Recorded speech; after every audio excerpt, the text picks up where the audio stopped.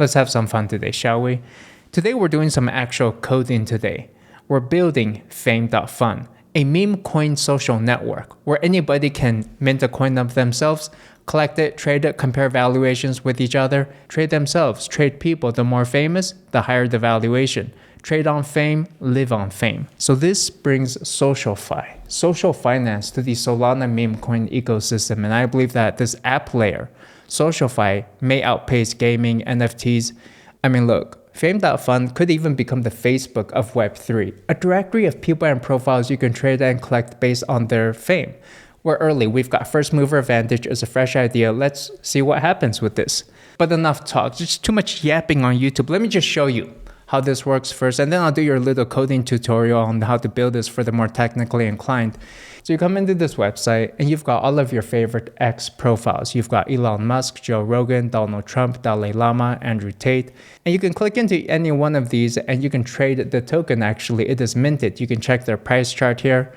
And so if I click trade, a window pops up where I can buy and sell the Elon Musk meme coin. And each one is currently worth about 2 cents or so. And there's a total of 1 million total fixed supply tokens for each of these fame coins, we can call them.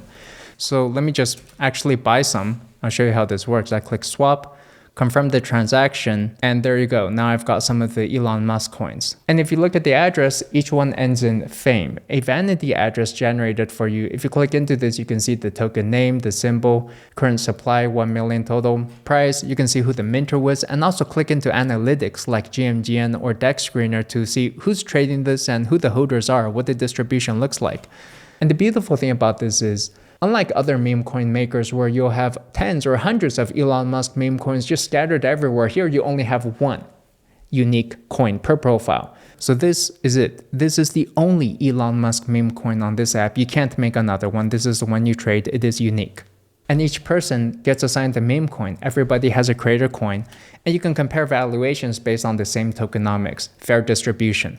So let's talk about how this works. If you click how to, you'll learn anyone can mint a meme coin.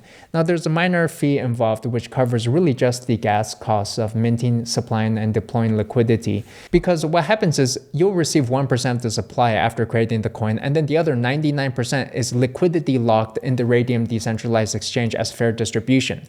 And then you can trade and have fun.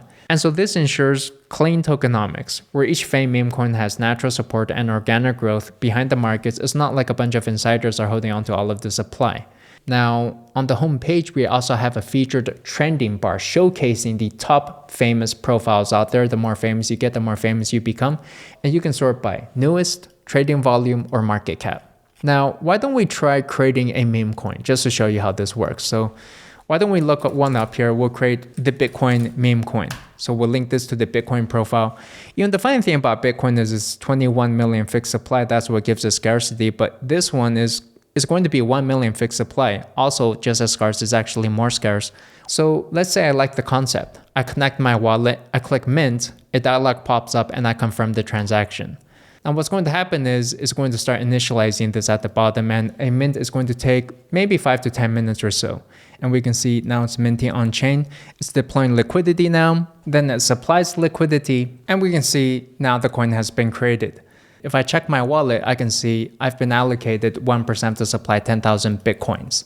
And so with this, the coin is available for trade on the public markets. You can come in here, you can buy some more if you like, swap it, and we can see the price charts are already getting updated. Each of these Fame profiles also have a vanity URL. You've got fame.fun/Bitcoin or fame.fun/Dalai Lama.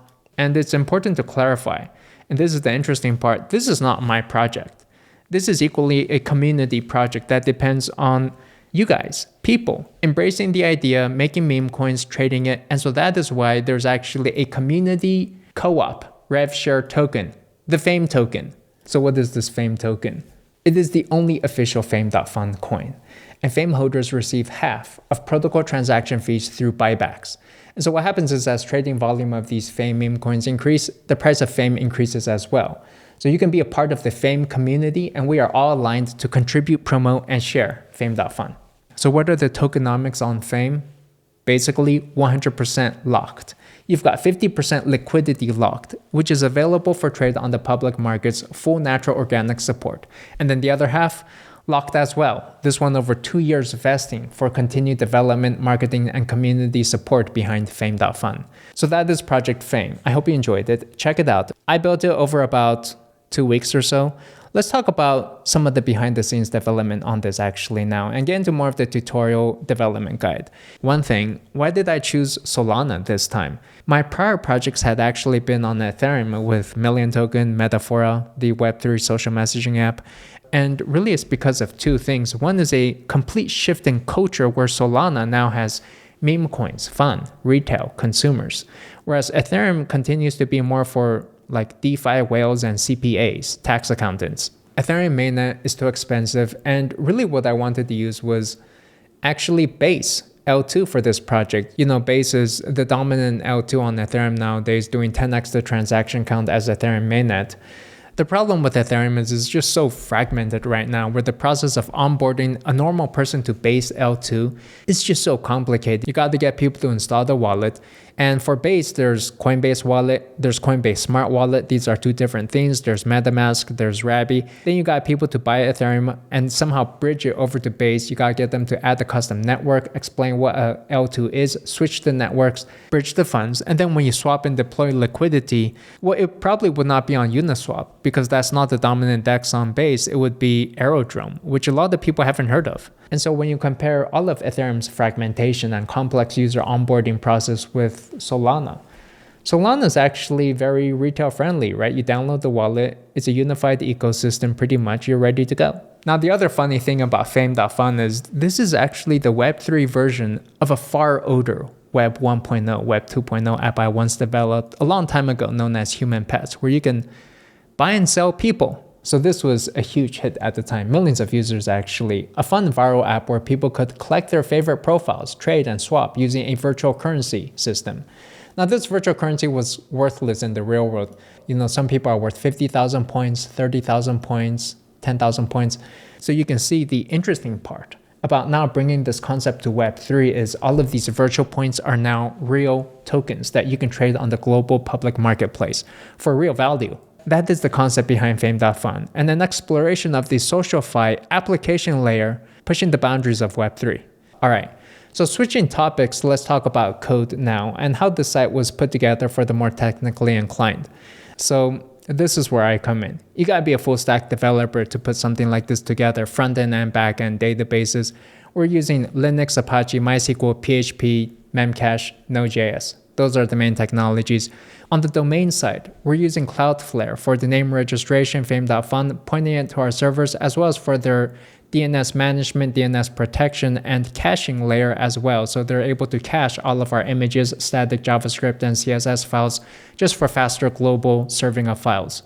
Now for the server, I know a lot of people like to use AWS. I think that's expensive depending on your needs. We're using IBM Cloud. It's actually all packed on a single bare metal hardware server actually. 32 gigs of RAM, I believe 32 cores. And really there's 4 different services we're running on here. You've got the Linux, Apache, PHP server. You've got the MySQL database server. You've got a Node.js server. And then there's Memcache running as well, along with a bunch of cron jobs. So we're using the Apache server with HT access rules in order to get the clean vanity URLs. And so what's happening behind the scenes for vanity URL like fame.fun/Dalai Lama is it uses the HT access rules to route that to a PHP script passing in the username as a parameter. And then on the backend for these pages, classic PHP, HTML, JavaScript, jQuery. And then for the CSS, that's the styles for the form fields, the button, the modals. We're using Bootstrap. I don't even really know what Bootstrap is, honestly. And then for the Web3 stuff, all of the blockchain interactions, wallets, it's all Node.js. And to be clear, I don't know Node.js super well, actually. But it's okay because ChatGPT's got my back. And so ChatGPT has been my coding intern, doing everything except serving me tea. But it takes care of all of the tedious, boring tasks for me, boilerplate code. But the ChatGPT coding AI is actually not that great. It's about half right. It hallucinates a lot. In retrospect, maybe I should have set up a more sophisticated AI. I heard Claude is good, Cursor, or maybe like DeepSeek would have been helpful. And so we're using Visual Studio Code as the editor, remote connected to our server by SSH. And the first thing you need to do for setting up a Web3 app is get an RPC endpoint. For that, I find QuickNode to be pretty nice. And so with QuickNode, they also offer multi-chain endpoints, so you can connect not only to Solana, but also to Ethereum, Binance, Base, and a bunch of other blockchains. And this is how you make queries onto the blockchain. Now, once you have that, you need to add web3 wallet support, enabling to connect with Phantom Wallet, Soulflare Wallet, or a bunch of other wallets. And this is actually quite a process. It took me a few days to figure this out, actually. And this I find to be the annoying part about Solana development, where they have this wallet adapter. Now, this wallet adapter on GitHub is going to support a bunch of wallets. You kind of want to use this if you don't want to maintain support for all of this yourself. But if you go into the packages, you can see almost all of this is for React, where you've got React UI, Material UI, that's React, you've got Ant Design, that's React, and then there's Angular. I just wanted to use this with vanilla JavaScript, jQuery, old school style. And so long story short, I just ended up going with Ant Design's Web3 wallet adapter. And they make a beautiful interface. And so I set up a simple React app with a single component, the Solana Connect button, where you can click it. There would be these placeholders for what would happen with callbacks to vanilla JavaScript functions. And then I built this and exported the whole thing and ripped out the pieces I needed, like the static JavaScript CSS files and the HTML components, and then manually copied and pasted them into the vanilla JavaScript app I'm working with.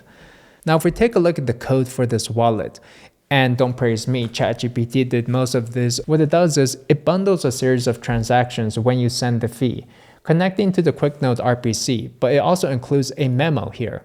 And this memo is going to be the username, essentially the ID for the coin that you want to mint. And so then what happens after you send the transaction is there's going to be a parallel request to a PHP script telling the server to start scanning the blockchain for a memo. Now, the funny thing about PHP is, as great as it is for general web development, it's really not the language for blockchain stuff. If you're doing anything with blockchain, Web3, it's probably going to be with Node.js, quite frankly. That's the most popular, commonly supported language by all the APIs. For this, you'll be using the Solana Web3.js package for reading, writing, transacting on the blockchain. And so the next step is to set up a Node.js server. Now, because my web server is so old, hosting PHP Linux from like 10 years ago, I can't just go install Node.js on there with all of its modern dependencies. What I had to do was actually set up a Docker container, which is its own execution environment, like a system inside the system. And so I asked ChatGPT to set up the Docker file for me, initialize it, and run it. And so this Node server exposes a bunch of REST API endpoints acting kind of like as a Web3 microservice for all blockchain interactions. And so for example, it will expose the scan API endpoint where it returns all of the recent blockchain transactions with their memos, the creator address, in JSON format. So then the main web server calls this endpoint to get all of the recent blockchain transaction mints to process. Now behind the scenes, there's also plenty of use of Memcache, which is the in-memory caching layer. It's a service in order to prevent hitting any APIs too much. Otherwise, you get rate limited. And then next, you need to prepare to mint the token. For minting the token, you need the image, the metadata, and then you need to send the transaction to mint. So for most of this, I reused the prior code from the Tech Lead coin video, which explained how to make a meme coin of your own. And in that video, I showed you how to mint a single meme coin. Here, we're just packaging that up, putting it into a Node.js script, and having a PHP web server call that, automating the whole process, wrapping it up, and making it general. When you mint a coin, you generally pass in a random address as the signer, and that becomes the address of the coin. But you also have the option to pass in a pre-generated address for the vanity address of the coin, like if you wanted to end in Fame. And so to get the vanity addresses, there's actually a command solana-keygen grind, and you can pass a parameter ends with Fame. And if you put this in, it's going to start generating addresses, and it's going to just search through hundreds of thousands or millions of key pairs. So we've got 10 threads searching now, which I believe is the number of cores on this laptop. And the process is going to take about 2 minutes or so. And if you want like a case-sensitive 5 or 6 letter vanity address, that can even take hours. And so I just ran this in a loop with a bash script, which ChatGPT helped write for me, and pre-generated hundreds of vanity addresses for the coins. And then the final part is creating and supplying liquidity with the Radium decentralized exchange. So here you can create liquidity, and you want to create the liquidity, you can create a position, supply it, and then you want to burn and lock the liquidity such that it cannot be taken out. And they have an option for this. They have an entire SDK also written in Node that you can integrate with, and that was done. And then each set up with various endpoints in the Node server that can be called with parameters. And so it's a coordination between the web server and Node server passing parameters and tasks back and forth. Tying the whole thing together is actually a queue system, a database queue. And key to all of this is retries, because blockchain fails all the time. And so you need to maintain some state to understand where you are in the process. This queue is in the MySQL database. And so if we describe the queue table, you can see there's a primary key, that's the queue ID. You've got the username, a message, which is all of the parameters in there, any details, IDs, mint IDs, addresses, it's all in the JSON format. You've got whether it's locked or not. And so anytime a queue item goes for processing, it gets locked in an atomic transaction with a commit. Whether it's done, you've got the initial transaction such that it doesn't reprocess the same transaction. And then any error messages that come in along the way. The other table we've got here is profiles, which is the profile ID, username, photo, created date. You've got the address of the token, name, creator, whether it's done. You've got the price, volume, description, URL, and the last updated time. Now, the price and volume are really the last components here that we need to talk about. The price and volume for each of these is actually fetched by a cron job, which is a script that runs about every 30 minutes on the server on its own.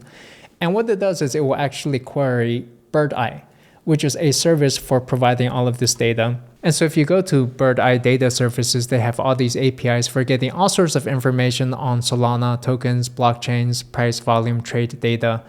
And BirdEye is also the service behind this real-time chart, which you'll notice looks very familiar to a lot of other Solana charts like the one you've seen on Dex Screener. I think it's just the same charting service that everybody's using nowadays. And then finally for trading, we're integrating the Jupyter Terminal, which is a JavaScript library from Jupyter Exchange to support quick access to trades on any Solana coin. And so with that, the whole system comes together into a cohesive whole. It's a lot of moving parts, but it's a lot of fun working on too. And I guess coding is pretty cool too, I suppose, manifesting an idea, just a vision into a reality. And now we've got a platform bringing creator coins to market where anybody can mint a profile coin or a brand coin with fair launch distribution and market dynamics unique in its own right, almost like a hybrid NFT. And so that is the Fame.fun project. And I hope you enjoyed learning about it, how it was put together, the development process, and how you too can be a part of it with the Fame coin, sharing in the protocol fees, because this is a community project after all. Let me know if you have any questions in the comments below. Hope you enjoyed the video, and I'll see you in the next one.